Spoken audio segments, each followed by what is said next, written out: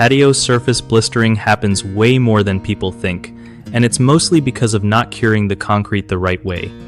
So, like, when you pour your patio concrete, you gotta keep it moist for a while, you know?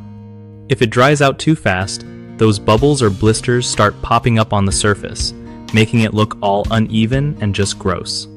The best move is to cover it with plastic sheets or wet burlap right after finishing, so it stays hydrated. Also, try to avoid pouring concrete on super hot or windy days because those conditions mess with curing big time. If you can't avoid that, just make sure to spray water regularly to keep it damp. Another tip is to use curing compounds that help lock in moisture if you don't want to fuss with covers.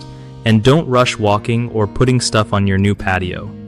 Wait at least a week to let it settle properly. Trust me, taking these steps saves you from staring at a bubbled up mess later.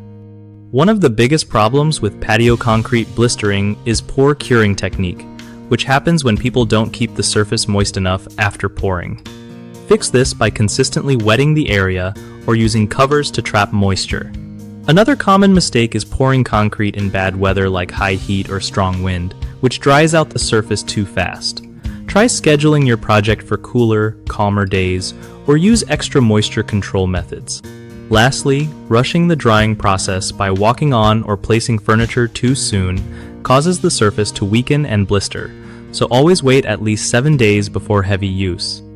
BigHomeProjects.com is awesome for hooking you up with local pros who really know their stuff and won't mess up your patio.